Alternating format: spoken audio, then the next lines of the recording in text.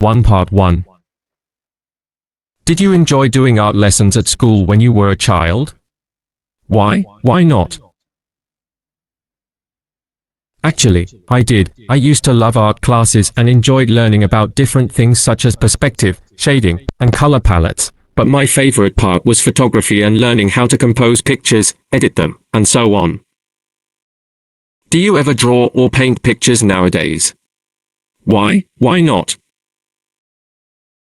No, not anymore. I haven't done any sketching, drawing or painting since I left school. Apart from with my niece, who is only 6 years old, and that's just for fun. Honestly, I just don't have the time anymore. I used to have a sketchbook where I used to draw some ideas I had, but when I went to university I lost the habit and have never done it since. When was the last time you went to an art gallery or exhibition? The last time was while I was a student. My friends and I went to a gallery where a friend of ours was showing some paintings they had done. It was like a special show for new undiscovered artists, and she's very good. We went along to support her and also to see the work of the other artists. What type of art or paintings do you like to have in your home? Why? In general, I prefer abstract art with lots of bold colors and interesting shapes. I'm not so keen on still life or portraits or stuff like that. I like to see splashes of color or interesting angles which make you think about what you're seeing in the painting. Part 2.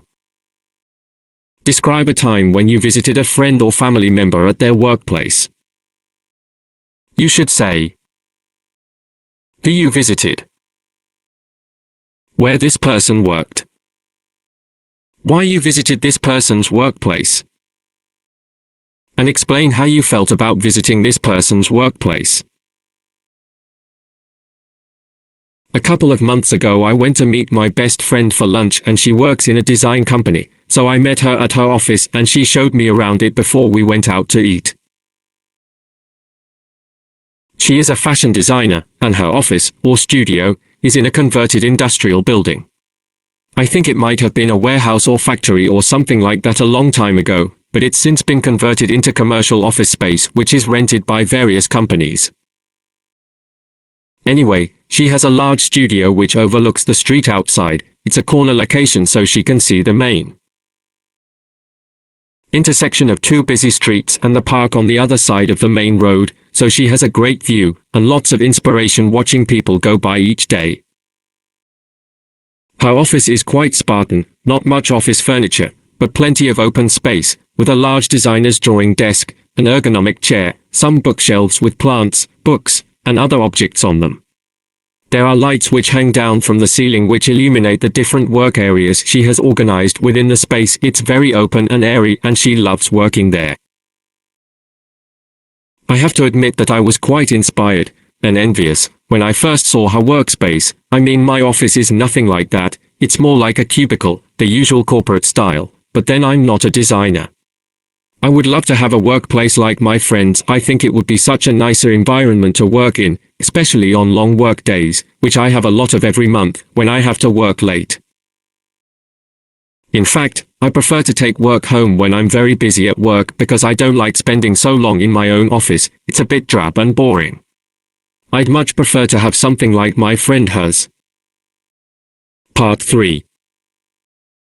Different kinds of workplaces. What things make an office comfortable to work in? It will vary from one environment to another, and it will also depend on what kind of work you do, I suppose. But in general, you need a good desk or table to work at, and an ergonomically designed chair that gives you enough lumbar support, because most people who work in offices spend many hours sat at their desk, and unless you have a good chair, you can experience backache and other back-related problems after some time. Then, there are also other aspects such as the general environment and air quality, which shouldn't be too hot or too cold, and the air should be fresh and clean, preferably cleaned and filtered to ensure a high quality of air within the office building. And good lighting is also essential. There should be sufficient illumination to see clearly whatever it is you have to do, but the lighting shouldn't be so bright that it irritates your eyes. It's best if there's controllable lighting so you can set the illumination level according to your work needs. Why do some people prefer to work outdoors? I suppose there might be various reasons. Some people just don't like being indoors, they feel cooped up, or they don't like working in an artificially vented environment. Working outside can be more invigorating and refreshing, especially if you're working in the countryside. The air is generally more refreshing. You can feel the sun and the breeze on your face, and the whole dynamic is just better than being stuck indoors. I guess that people who work outside generally move around more than people who work in an office, for example, so they are probably healthier and don't suffer from many of the common ailments that office workers do. Do you agree that the building people work in is more important than the colleagues they work with? Not necessarily. If you work with great people, the work environment might be less important. If there is a good atmosphere and everybody works together and enjoys what they are doing, then I think that's probably more significant than just being able to say you work in a nice office or similar place. On the other hand, though, if you don't get along well with your colleagues, or there isn't much collaboration as part of your work, then you might place more importance on the actual surroundings in which you work. It's a balance. The better the relationship with your colleagues, the less important the actual work environment is, but obviously the building still needs to have all the basic amenities and functions for you to be able to carry out your work well. The importance of work. What would life be like if people didn't have to work? I suppose most people would be happy about it.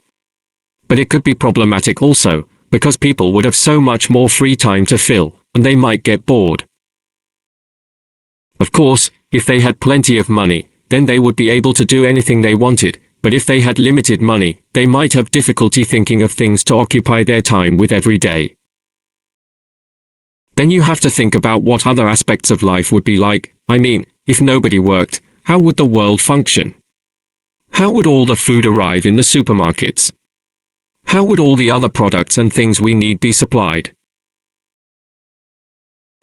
It's difficult to say what life would be like if people didn't work unless you explain how all these functions that people perform would be replaced. Would we expect life to continue as now, or would we abandon technology and go back to growing our own food and making our own clothes? Most probably, people would be less happy than now. It sounds strange, but many people are less happy now than in the past. Even though many people have more money and can buy many more things, it doesn't automatically make people happy. For many people, work is important because it gives them a sense of purpose in life, even though they might not enjoy it all the time. Are all jobs of equal importance? You could argue that they are. Most jobs exist because they are necessary, in some cases essential for life to function. You might think some jobs are more important, like being a doctor, for example, but unless the doctor has a hospital in which to work, they won't be able to attend their patients, so the jobs involved in constructing the hospital are also important. The people who clean the hospital are also important, just as the people who work in the supermarket where the doctor buys their food, because if they didn't eat, they wouldn't be able to do their job. So, you could say that, even though a job might seem insignificant, if it wasn't done, it would affect many other things, and eventually something would not be available to us, or someone else would not be able to do their job. We all depend on many other people to enable us to live our lives and do what we do every day. We rarely meet these people, and we may never even think about them, but all jobs, and the people who do them, are equally important. Why do you think some people become workaholics? There could be various reasons. Some people consider the term workaholic to be negative, but if a person is passionate about what they do and wants to immerse themselves in their work, what's wrong with that? Some people become workaholics because they love their work. It's the single most important thing in their lives. It's what they invest all their time in, all their energy and resources. And these kinds of people are usually highly successful and experts in their professional field. Other people might become workaholics because it's a distraction from other things which they would like to avoid.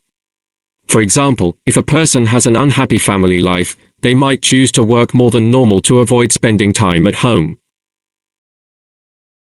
Some people throw themselves into their work following a bad emotional situation, such as the loss of a spouse or following a divorce or relationship breakup, because it gives them a sense of purpose and stops them wallowing in pity or feeling sad.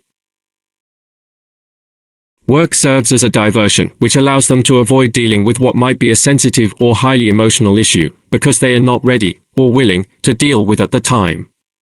Such behavior can become a habit over time, and work fills the void left by the person they lost or broke up with. So, I guess it can be an emotional coping mechanism, or simply the person is extremely passionate about their work and loves what they do, and that's why they spend so much time working.